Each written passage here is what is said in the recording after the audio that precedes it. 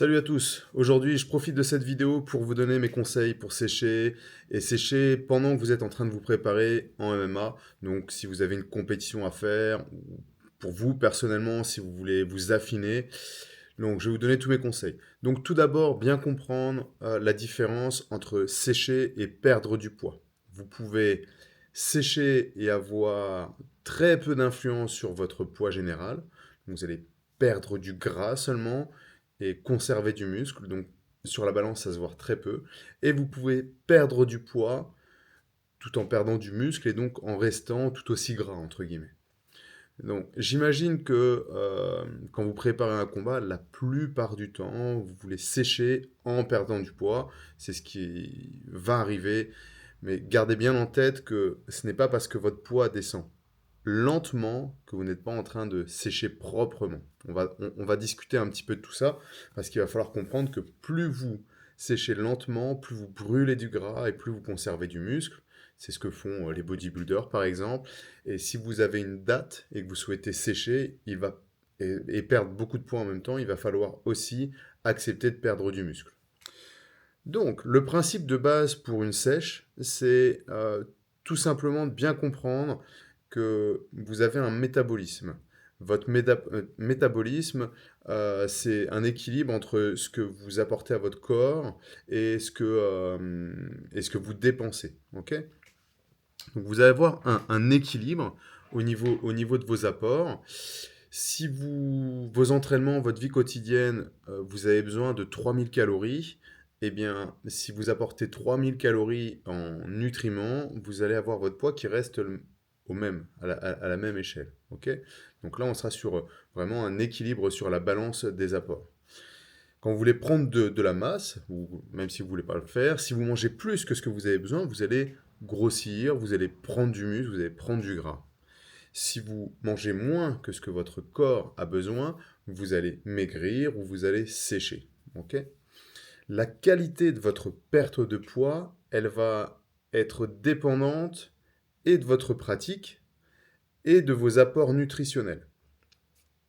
Donc sur vos apports nutritionnels, vous allez avoir un apport au-delà Vous allez avoir deux apports. Vous allez avoir les macronutriments, ok, donc c'est vraiment des molécules qui viennent nourrir vos muscles, votre cerveau, etc. Et vous allez avoir des micronutriments. Donc les deux sont importants, bien évidemment. En tout cas, pour la survie, ce qui est le plus important pour vivre, ça va être les macronutriments.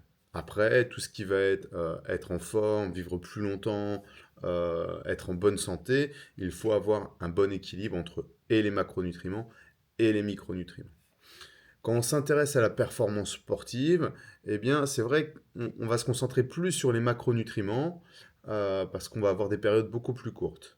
Si vous êtes sur performance sportive plus santé et long terme, il faut que vous soyez vigilant sur les deux.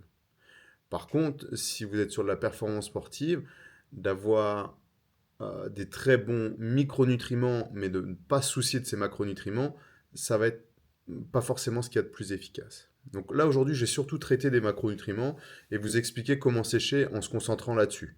Ensuite, à vous de choisir si vous voulez acheter des produits de meilleure qualité, avec plus de micronutriments dedans, et avoir un investissement à long terme. Ça va? Donc pour en revenir sur la sèche, vous allez devoir calculer de combien de calories vous avez besoin pour être en zone de maintien. Ok. Ça va être vos besoins caloriques journaliers. Et on va apporter en nutriments, donc en mangeant légèrement moins que ce que vous avez besoin, pour pousser le corps à aller puiser dans vos réserves. Et vos réserves, souvent, ça va être le gras, ça c'est les réserves principales, mais le muscle peut être utilisé aussi comme une source, et donc des fois, si vous faites mal les choses, le corps peut tout simplement aller prendre du muscle dans la perte de poids s'il n'en a pas réellement besoin. Ok. C'est pour ça que ça va être important dans votre pratique, en fonction de votre pratique, dans votre perte de poids. Ça va? Donc, la première des choses, c'est de calculer son métabolisme. Quels sont les besoins que vous avez, qui sont nécessaires par jour. Donc, il existe pas mal de calculateurs. Moi, j'en utilise un. Vous tapez calcul besoin calorique journalier, où on va vous demander votre âge, votre sexe, votre taille, Et ce qui va être réellement important, c'est ce que vous faites dans la journée. Est-ce que vous avez un travail de bureau? Et après, est-ce que vous êtes, je sais pas moi, facteur, vous allez marcher toute la journée? Et le nombre d'entraînements que vous faites par semaine. Ok? Vous allez avoir un calcul, comment dire ça? À peu près précis, relativement précis, hein, c'est souvent à 100, 200 calories près, mais qui va vous donner en tout cas une direction. Donc moi, par exemple, là, je viens de faire mon calcul. Je suis actuellement à 2700 calories nécessaires par jour si je veux rester au même poids. Ok, là, actuellement, je pense que je suis à 2007, parce que mon poids, il est à peu près maintenu. Maintenant, quand je vais vouloir faire une sèche, quand je vais vouloir sécher un peu plus, même si je suis déjà assez sec, je vais devoir diminuer mes calories. Donc j'ai 2700 calories et je vais diminuer de 400 calories, là, je pense. Donc 2700, je vais être à 2300 calories par jour. Ok? Là, ça veut dire que tous les jours, mon corps va devoir aller puiser 400 calories nécessaires dans mes réserves, qu'elles soient musculaires ou en gras. Ça va? Je vais faire en sorte que ce soit du gras, hein, bien évidemment. Donc vous, c'est votre première étape. Vous voulez faire une sèche, vous devez savoir combien vous avez besoin de calories par jour. Une fois que vous avez ça en tête, vous allez devoir bien apporter sur les apports. Donc, là, moi, j'ai besoin de 2300 calories. Je suis un combattant de MMA, je vais m'entraîner. J'ai besoin, ma principale source d'énergie, ça va être les glucides. Glucides, c'est les pâtes, le riz, le pain, le sucre, les fruits, les légumes. Ok? Ça va être ma principale source pour avoir de l'énergie dans un sport qui est relativement explosif, où on doit travailler sur des courtes périodes. À ça, il me faut aussi un apport protéiné. Je vais avoir, à force de m'entraîner, les muscles qui vont travailler, donc il va y avoir les fibres qui vont s'abîmer, qui vont devoir se reconstruire dans la nuit. Et pour la récupération, j'ai besoin d'apporter des protéines. Ça va être des sortes de petites briques qui vont m'aider à maintenir ma masse musculaire. Donc ça, c'est très important aussi. Donc, je vais avoir mon apport pour faire mes entraînements en glucides, mon apport pour conserver mon muscle et qui puisse se reconstruire après les efforts. Et le dernier, mon apport en lipides. Alors, les lipides, comme je ne fais pas un sport d'endurance très très long, 2-3 heures ou ce genre de choses, je vais avoir besoin d'un apport, je ne vais pas dire minimal, enfin, quoique, relativement minimal. L'apport en lipides, il faut bien avoir en tête que les lipides sont vraiment importants hein, pour la santé, pour le cerveau et tout. Mais là, sur une période courte, je vais diminuer mon apport en lipides. Uniquement, ça va venir m'aider dans tout ce qui va être pour le cerveau, pour la création d'hormones, par exemple. Euh, voilà, vous devez imaginer une voiture, vous mettez l'essence, ok? Vous avez l'essence, c'est les glucides, le petit passage au garage pour réparer certaines choses, c'est les protéines, et il nous faut de l'huile. Il nous faut absolument de l'huile pour que tous les rouages se mettent bien en place. Donc il me faut mon apport en lipides, ok? Maintenant, comme je suis en sèche, je vais devoir avoir des apports bien spécifiques pour pouvoir ne perdre que du gras, conserver du muscle et être en forme. Ça va? Donc là, ce qu'on va faire, on était à 2300 calories, on va devoir euh, apporter les calories nécessaires en protéines, en lipides et en glucides. On commence toujours par les lipides et les protéines. Alors, on doit comprendre que 1 gramme de protéines, c'est égal à 4 calories. Ça va? Donc tous ces calculs-là, moi ce que je vous conseille de faire, c'est de prendre une application. Euh, Moi j'utilise Fat Secret euh, parce que je suis en Belgique et qu'il y a quand même pas mal de produits belges, mais ça c'est une application toute simple, Fat Secret. Et je vais pas trop me casser la tête, je vais mettre les aliments que je vais manger dans la journée et l'application va faire mes calculs. Ok? Et je vais regarder en bas combien je suis. Donc là, les chiffres pour la sèche, en tout cas pour moi j'ai besoin de 1 gramme de lipides par poids de corps, donc 70 grammes. Non, je suis à 0,8. Mais bon, on va dire pour faire simple, 1 gramme par poids de corps, je vais être à 70 grammes, 70 grammes de lipides par jour. Ok? En protéines, souvent on tourne autour de 2 grammes par jour. 2 grammes de protéines par jour, ce qui veut dire que je serai à 140 grammes de protéines par jour. Ok? Là, ça va calculer, hein, mais normalement, ben, on multiplie les 70 grammes de lipides par 9, parce qu'un gramme de lipides égale 9 calories. Ça me fait un chiffre, 140 par 4. Et après, vous allez avoir ce qui vous reste pour les glucides. Les glucides viennent toujours en dernier. Ok? On réduit peu sur les protéines et les lipides, enfin, entre guillemets, et on met en dernier les glucides. Et donc moi, mon calcul, ça veut dire qu'à la fin, eh bien, je regarde, je vais mettre tous mes aliments. Donc là, j'ai mis ce que je mange, par exemple. Donc j'ai mis 2 œufs le matin, 80 grammes de blé complet, un peu de marmelade à l'orange, un peu de beurre de cacahuète, genre 10 grammes de beurre de cacahuète. Pour mon petit déjeuner, je suis à 442 calories. Le déjeuner, je me fais un petit sandwich, pain complet, jambon, fromage, tout simple. 450 calories. Le soir, je mange végétarien, donc je fais pommes de terre, vapeur et chou-fleur. Et là, ça me fait 350 calories. Et je me fais quelques snacks. Donc un porridge juste avant, 2 heures, 2 heures avant d'aller dormir, une barre de protéines le matin, une banane. Et voilà, j'ai mis un truc. Donc j'arrive là à 2100 calories, il m'en manque encore 200, mais bon, il me manque juste des lipides. Et je regarde, en termes de protéines, je suis à 140, en termes de lipides, je suis à 60 grammes, et le reste, bah, c'est que des glucides. Voilà. Là, dans mon alimentation, eh bien, j'ai mon programme pour pouvoir sécher. Ok? J'ai mon programme et je suis bien en termes d'apport de macronutriments. Alors, une fois que j'ai fait ça, eh bien, soit je fais.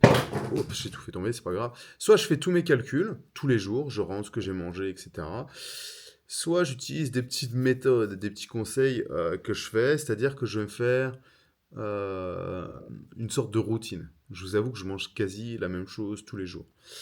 Ça me permet de moins me poser de questions, parce que je sais que ça fonctionne. Par contre, où je suis vigilant, c'est que je change la provenance des produits. Donc le matin, je vais manger une tartine de pain, hein, mais par contre, mon pain, je l'achète une fois chez un boulanger, une fois chez l'autre, une fois au supermarché, etc., pour avoir une provenance différente tout le temps. Ok. Euh, Pommes de terre, pareil, je mange quasi des pommes de terre tous les soirs. Et j'essaye de varier aussi. Donc, dans mon apport en glucides, j'essaye de varier. Je fais une fois blé, une fois avoine, une fois pommes de terre. Je mange pas beaucoup de riz par contre. Euh, je me sens pas suffisamment calé quand je mange du riz. Mais voilà.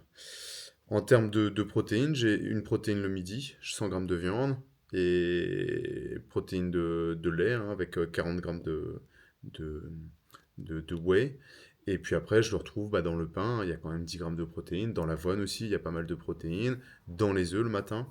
Voilà. Et j'essaie de garder cette routine-là. On va dire que ouais, ça m'arrive de changer. À un moment, quand je commence à en avoir marre, sur mon petit déjeuner, souvent, eh bien, je vais me dire, bon, allez, c'est parti, je vais me faire par exemple un pancake protéiné le matin, et là, c'est parti. Des fois, pour un mois, je fais toujours la même chose. Le soir aussi, il fut un temps où je mangeais souvent de la soupe et du pain. Mais par contre, je sais qu'à la fin de la journée, j'ai rempli mon quota, enfin j'ai rempli mes 2200 calories avec exactement les mêmes mes macronutriments qui sont remplis. Alors ça c'est le premier conseil. Vous les séchez, ça va pas être tout le temps, mais faites un truc régulier. Mangez relativement la même chose de manière régulière et variez un petit peu les plaisirs de temps en temps, mais en conservant ce truc. Premier conseil. Deuxième conseil, bien évidemment, c'est de bien s'hydrater. Vous imaginez que sur une sèche, ça paraît simple en soi, mais vous allez vite avoir faim. Si vous descendez trop bas en calories, il y a un moment donné, votre cerveau, il va... Vous voyez, c'est une question de survie, quoi. Il va complètement vriller et vous n'allez plus avoir de contrôle sur vous-même. Vous allez engloutir quelque chose, manger plus que de raison, et il n'y aura rien à faire. Vous pouvez être le plus discipliné possible. Ces fringales-là, elles sont quasi inévitables, quoi. Donc pour se préserver des fringales, pensez pas que vous êtes plus fort qu'un autre, meilleur qu'un autre, genre moi je les tiens les fringales. Non, non, non. même, voilà, c'est extrêmement compliqué.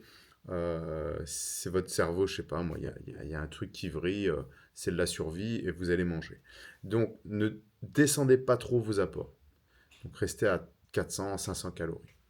Il y a des moments où vous pouvez sauter un repas, c'est après les entraînements très intensifs, où là, l'appétit, il est absent.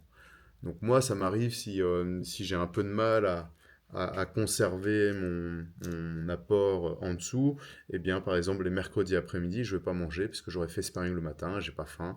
Donc ça me permet de sauter un repas. Et moi, je divise les repas aussi. Faites attention parce que ceux qui font du sport depuis quelques années, le sport de haut niveau, aussi intensif que le MMA, il a tendance à abîmer un peu l'œsophage et à rendre un peu fainéant tous les systèmes de fermeture, vous voyez. Et on peut faire de l'acidité, on peut faire de l'asthme, on peut faire plein de choses comme ça. Il est parfois plus judicieux de diviser les repas, les portions de repas, pour ne pas avoir de remontée gastrique à l'entraînement. Moi, c'est ce que je fais. J'en fais 1, 2, 3, 4. Ouais, je fais 6 prises de repas, enfin 6 moments où je mange dans la journée. Donc, c'est vrai qu'il y en a qui me voient de temps en temps, me disent, mais t'es toujours en train de bouffer, tu vois. Mais c'est juste que je mange des petites portions à chaque repas. Si vous n'avez pas ce problème-là, vous pouvez faire 3 repas sans aucun problème. L'avantage du 3 repas, c'est que vous mangez et vous êtes repu et calé. Moi, sur mes 6 repas, j'ai l'impression d'avoir tout le temps faim. Et c'est vraiment, mentalement, c'est assez difficile. Mais bon, c'est un choix que je fais parce que, bah, comme je vous dis, si je ne les fais pas, après, je fais de l'asthme, les entraînements sont difficiles, j'ai des toux, enfin voilà, tout un bazar, quoi. Donc, on revient sur l'hydratation, super important. Pourquoi pas diviser les repas? Ça en est certain. Sauter les repas après des entraînements très intensifs, ça aussi, ça peut être intéressant. Surtout si le week-end, vous faites un petit repas plaisir. Alors, les repas plaisir, c'est compliqué parce que moi, j'ai déjà eu des gars, bah voilà, ils sont en sèche, ils sont à moins 500 calories par jour, et sauf que bah, le week-end, les 500 calories qu'ils ont fait sauter tous les jours, donc on arrive avec un déficit de 3000, et puis le week-end, au lieu de se faire un repas à 500 calories le soir, ils se font un repas à 3500 calories. C'est possible, hein. Et donc, bah, forcément, ils reviennent sur leur zone de maintien, quoi. Donc, il y a plus de sèche, plus rien de possible. Donc ça, faites bien attention. Vous pouvez vous faire plaisir, mais en faisant, voilà, moi quand je me fais plaisir, par exemple, je vais me manger un burger à l'extérieur. Alors vous allez me dire, ouais, je vais pas manger les frites, je vais me commander mon burger, je vais peut-être ne pas prendre un cheese, je vais prendre un burger classique juste avec la sauce et kiffer au moment, kiffer le steak, ce genre de choses. Mais je sais que derrière, ça aurait été ouais, 800 calories le repas peut-être, et non pas 1005 plus la bière, 2000 plus le dessert, et puis on part en sucette comme ça, vous voyez. Donc ça c'est troisième conseil, je sais plus où j'en suis. L'hydratation super important, ça coupe un peu la faim. Les boissons zéro. Boisson zéro, ça marche plutôt bien. Ça marche très très bien. Vous allez apporter à votre cerveau dans la sèche un moment de plaisir. Euh, un moment de plaisir de faux sucre, entre guillemets, hein. Vous allez tromper votre cerveau comme quoi vous allez manger du sucre, ça lui fait du bien. Oh, oh. La sèche, elle est quand même vraiment plus simple avec ça. Alors, il ne faut pas en abuser, bien évidemment, mais voilà, sur les études, parce que souvent c'est déconseillé avec des risques de cancer ou ce genre de choses. Sachez que sur les études, la seule étude qui a montré des risques de cancer, c'est avec des doses exponentielles que vous ne serez jamais capable de boire. Pour vous dire, il y a plus de danger à boire de l'eau que ça. C'est comme si on a fait une expérience, donc on a mis de l'édulcorant à des souris à des doses 30 fois supérieures à ce que vous pourrez avoir en prenant une canette par jour, et il y a eu des développements de cancer. Mais si vous buvez 30 fois votre, en eau ce que vous devez boire, vous mourrez. Euh, Aussi simple que ça. Donc, vraiment à prendre avec des pincettes. Si vous ne faites pas de sèche, ne buvez pas, tout simplement restez sur l'eau, clairement. Si vous faites une sèche, on est sur un aspect performance sportive, on est sur peut-être un aspect santé à long terme, de perdre du gras, de se remettre dans une bonne dynamique. Ça peut être un très bon outil pour tromper le cerveau, pour mieux appréhender, parce que c'est quand même un chemin relativement long hein, de sécher. Donc ça, c'est l'autre conseil, je trouve plutôt bien. Quoi d'autre, quoi d'autre? Supprimer complètement le sucre. Il y a vraiment cette question de la dépendance au sucre. Euh, hmm. Je pense que des fois, c'est un peu trompeur. Quand on fait un régime, on va effectivement descendre trop sur son apport calorique et puis après, on craque sur tout. On va craquer sur les lipides, on va craquer sur le sucre et on se dit, ah, je suis trop dépendant au sucre. Je pense que même si vous coupez du sucre, si vous ne mangez pas le sucre et que vous descendez trop bas, eh bien, vous allez vous jeter sur de la bouffe à un moment donné. Vous allez vous jeter sur du pain, vous allez jeter sur des pâtes. Donc, à un moment donné, c'est plus une question de sucre, c'est vraiment une question de survie. Ok?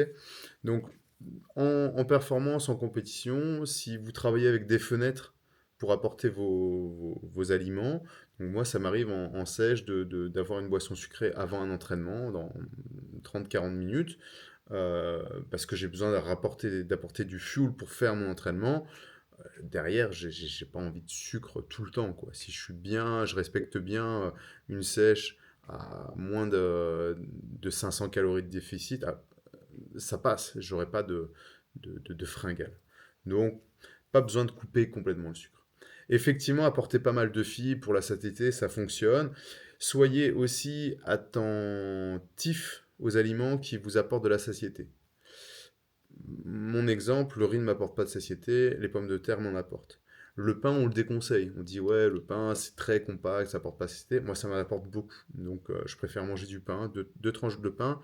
Même si elles sont petites et que j'ai vite fait de les manger, j'ai l'impression d'être plus rassasié que si je mange une part plus importante de riz. Comme quoi, ça dépend de chacun. Hein. Ça dépend vraiment de chacun. Alors, sur les conseils, là, je vous ai parlé un petit peu des macronutriments. Les principaux pièges, si vous ne faites pas tous les calculs, le principal piège quand on cherche à sécher, c'est pour moi les lipides. Les lipides sont sous-cotés, surcotés, mal évalués. On va dire ça comme ça. Ils sont mal évalués. Donc, quand vous entraînez, vous ne faites pas attention, vous mangez et tout, il y a des lipides cachés partout. Et en fait, les lipides, quand je vois l'alimentation de certains, on en a déjà parlé, eh bien, il y a trop de lipides. Vous mangez trop de lipides et donc vous êtes skinny fat, machin, etc. Ça, il faut vraiment le diminuer. Et de l'autre côté, quand on fait une sèche, eh bien, souvent, quand on commence à manger propre, on n'en mange pas assez. Donc là, moi, quand je fais mes calculs, je suis vraiment très très juste sur les lipides. Je suis vraiment très juste. Il faut que vous gardiez quand même vos lipides parce que ça va vous apporter de la satiété. Et donc vous craquerez moins. Il vous faut des lipides quand même. Donc ça c'est vraiment important. Sur l'équilibre avec les macronutriments, vous devez faire attention aussi avec les protéines. Comme on est sur un sport d'endurance, souvent on a tendance à manger beaucoup de protéines, à manger de la viande trois fois par jour, et donc à des 2-3 grammes de protéines par jour. Et au final, on n'a pas assez de glucides pour pouvoir faire les entraînements. Ça c'est pas bon. Moi, je m'en suis rendu compte, j'avais fait des prépas où j'étais à 2,2 grammes par kilo de poids de corps en protéines. Et c'était vraiment difficile. La sèche, elle était dure de chez dur, de chez dur. J'avais des fringales, c'était vraiment compliqué. Et la dernière, je suis passé à 1,8, ça paraît peu. Mais là, c'était nickel. J'ai augmenté mes glucides, j'avais vraiment de l'énergie, mes entraînements étaient plus simples, beaucoup plus agréables. Voilà, donc ça c'est mes principaux conseils pour pouvoir sécher si vous avez une prépa, si vous avez un combat. Ça ne se fait pas réellement sur la balance. Alors vous pouvez évaluer sur votre balance, mais le problème c'est que ne vous pesez pas tous les jours. Vous devez, pour une sèche, on perd du gras, vous devez le voir sur la balance. Donc si vous avez beaucoup de poids à perdre, hmm, partez quand même sur 500 grammes par semaine. C'est une bonne moyenne, 200, entre 200 et 500 grammes par semaine.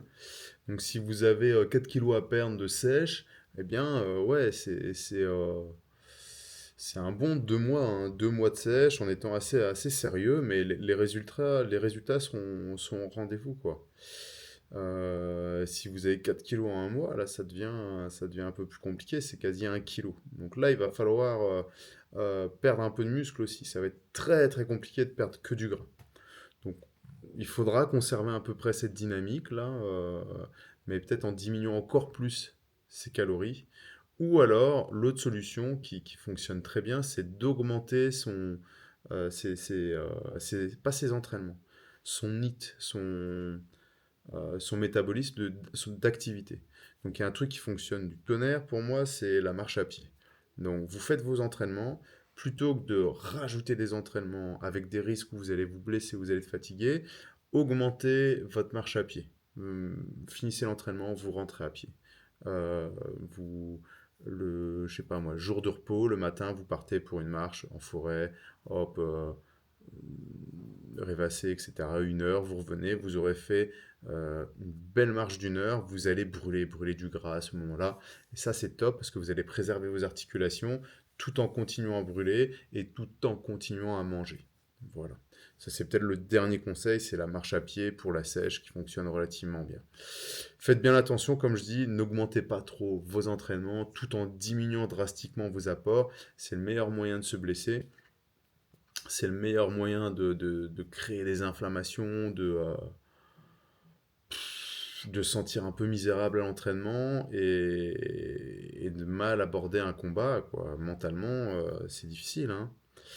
Voilà. Donc ça, c'est... Et puis, bah, ouais, peut-être le conseil du démarrage, c'est euh, d'être bien sûr que vous faites une sèche avec des bonnes intentions. Pourquoi vous commencez une sèche? Est-ce que c'est parce que vous avez peur d'être trop léger pour la catégorie, trop faible? Sachez qu'une sèche, bah, il y a des gars qui sont quand même forts, même dans la catégorie du dessous, parce que vous serez au même poids le jour de la pesée. Donc il y a tous ces éléments-là. Est-ce que si c'est vraiment parce que vous sentez que vous avez du gras qui est en trop, votre alimentation elle n'est pas bien équilibrée, ouais, d'office, vous pouvez commencer à apporter différemment. Et enfin, là, sur les conseils que je vous ai donnés, sur l'apport en protéines et tout, c'est calé pour la performance sportive, pour la pratique du MMA. C'est pas des chiffres qui sont donnés pour le bien, la santé, ce genre de choses. Pour la santé, on aura des lipides qui seront un peu plus importantes. On attendra d'une personne qu'elle ait une masse graisseuse un peu plus importante qu'un compétiteur qui a 10-12%. Moi, par exemple, là, je sais que je suis trop bas sur un aspect santé pur. Mon, Ma masse graisseuse est un peu trop basse. Il faudrait que je remonte un petit peu pour être plus concentré ouais, sur le long terme, sur la santé, clairement. Voilà, voilà. Si vous avez des questions, n'hésitez pas hein, en commentaire. Et puis, dites-moi ce que vous en pensez. Ceux qui ont déjà fait des sèches, pareil, dites-moi un petit peu si vous avez eu des stratégies et comment vous avez fait. Ça m'intéresse. Je vous dis à très bientôt. Merci encore. Ciao, ciao.